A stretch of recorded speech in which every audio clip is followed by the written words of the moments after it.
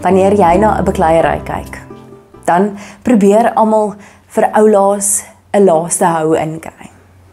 Of dit nou 'n fisiese bekleierery of 'n gestrooiery is, en of dit nou 'n woordewisseling is. Daar's altyd iemand wat nog vir oulaas net nog iets wil sê. Iemand wat net nog oulaas daardie laaste hou kan inkry om sy of haar punt te maak. Ons lees daar in Johannes 3 van hierdie woordewisseling tussen Johannes die Doper en hierdie wat hom probeer vasvra. En dit is baie vinnig wat Johannes die Doper hierdie woordewisseling tot 'n einde roep, omdat hy sy plek ken, omdat hy vir Jesus Christus ken, en dan van mening is dat die klem op Jesus moet val. En die enigste manier hoe hy hierdie woordewisseling dan tot 'n einde bring en kort en kragtig tot 'n einde laat roep, is deur die mense te herinner op wie moet hierdie klem val, hierdie klem wat op Jesus Christus moet val.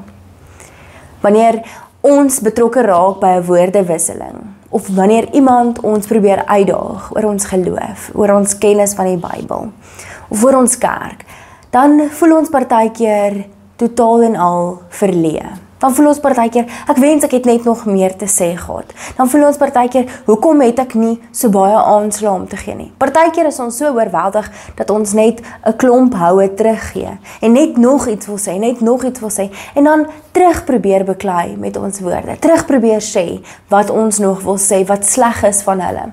Maar Johannes die Doper sê vir ons in hierdie gedeelte, raak rustig, staan terug, laat hierdie woordewisseling, hierdie bekleierery tot 'n einde kom. Die belangrikste is dat Jesus Christus aan die klem sal kom. Die belangrikste is dat Jesus Christus op gefokus sal word. Die belangrikste is dat daardie persone moet weet, ons lewens is gewy aan Jesus en ons lewe, ons doel hier op aarde, tot verheerliking en eer van Jesus Christus.